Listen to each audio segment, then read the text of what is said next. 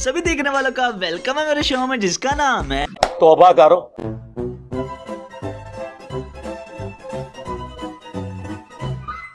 चलो भाई देखो अब मैं क्या करता बोले कि मैंने खलीफा को एक दिन एक इस्लामी भाई का बयान है, हजरत सैयदना मुहियुद्दीन शेख अब्दुल कादिर जिलानी कुतुब रब्बानी ये चक्कर में पड़ के कहते रही बंदा लबो केड़ा ये की खिदमत में देखा कि अर्ज कर रहा है कि हुजूर मैं आपसे कोई करामत देखना चाहता हूँ। आप रज़ियल्लाहु ताला अन्हु ने फरमाया मैं तुम्हारे बाप का नौकर नहीं हूँ।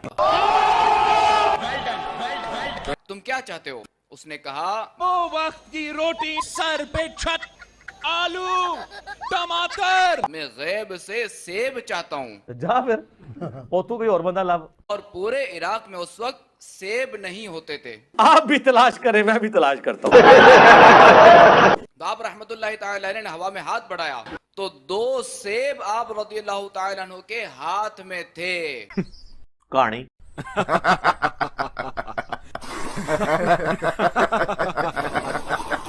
आप रज़ियल्लाहु ताला अन्हु ने उनमें से एक उसको दिया।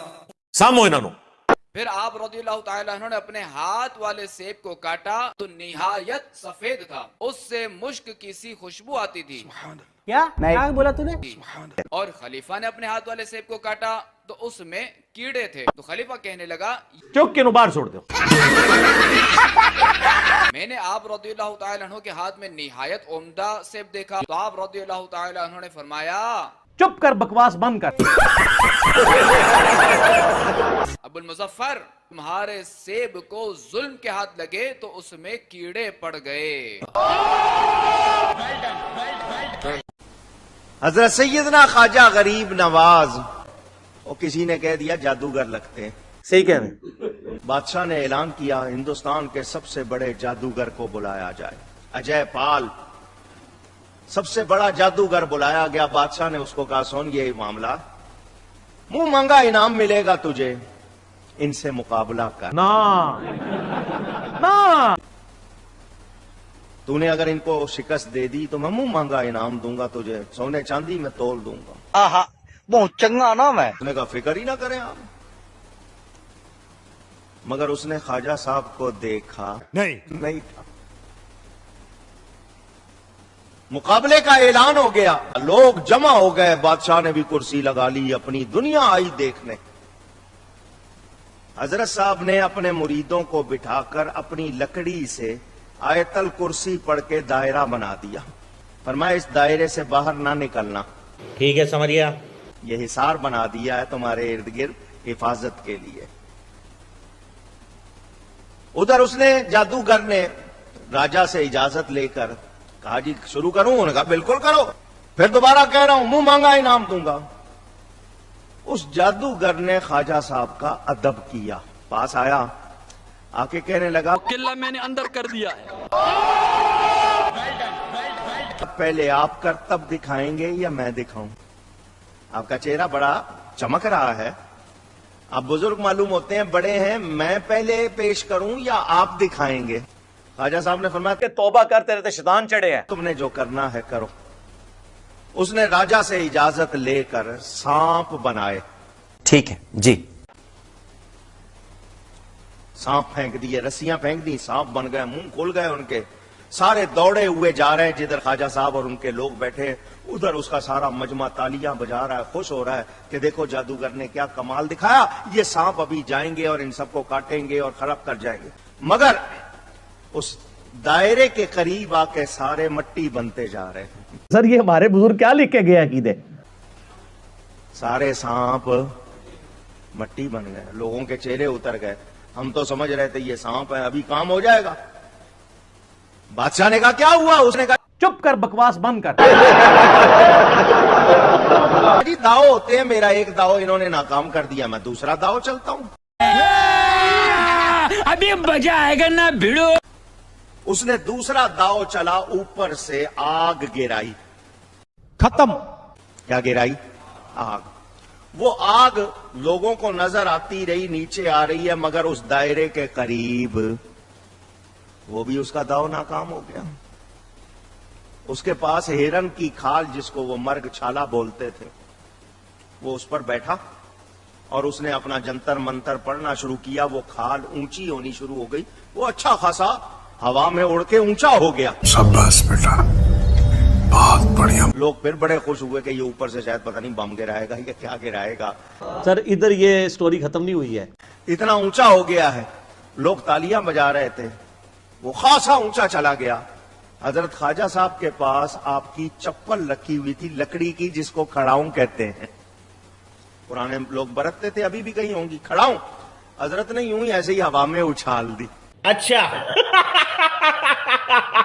लकड़ी उड़ती है, पूछ रहा हूं, जा पूछ क्या। मगर किसके हाथ से निकली है? ख्वाजा साहब ने यूं उछाली, वो सीधी उसके सर पर चली और तबला बजाना शुरू कर दी। वो उसके ऊपर, सर के ऊपर मुसलसल जैसे तबला बजता, बजते बजते बजते उसको नीचे ले आई। एक बुजुर्ग हैं, वो फरमाते हैं मंजी पीढ़ी ठुका लो। जो है ना, वो दिल गोश्त खाने को चाह रहा था, ये लंगर नु दब के रखते रहे। तो आप फरमाते हैं मैंने बाजार से ना 2 दिरहम का गोश्त खरीदा। छापर तो नहीं होते कपड़े में, मैंने अपना बचपन देखा है, लोग छापरां च शै लेना चंगी नहीं सन समझते कोई भी। लोग थैलियां च पूने च लपेट के शै स्पेशल गोश्त दूध वगैरह लाया करते थे। तू जने थोड़ा जा 2 कदम और बढ़ा। वो बुजुर्ग फरमाते हैं मैं गोश्त ना लेके जा रहा था, आप फरमाते चील ने झपट्टा मारा, झपटी चील गोश्त छीन के ले गई। बड़े लोग सन रोने वाले नहीं सुना कोई भी इधर। आप फरमाते मैं मस्जिद में चला गया, जाके मैंने नवाफिल पढ़े, असर की नमाज पढ़ी, मस्जिद में बैठा रहा, मगरिब की नमाज पढ़ के आहा बहुत चंगा ना मैं। घर आया ना, तो आप फरमाते हैं बीवी ने सामने जब खाना ला कर रखा ना, तो मुझे तो ये था या पानी होगा या नमक होगा। आप फरमाते साथ गोश्त का सालन। और सामो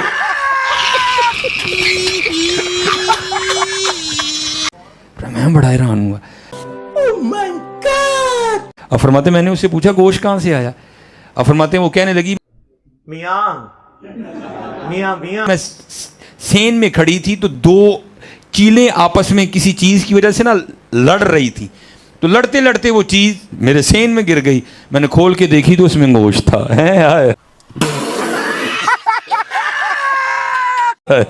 वो लिखा है, वो उसी वक्त बुजुर्ग सजदे में चले गए और अर्ज करते हैं सब तारीफें उस जात के लिए हैं कि मैं तो उसे भूल जाता हूं लेकिन वो नहीं मुझे भूलता।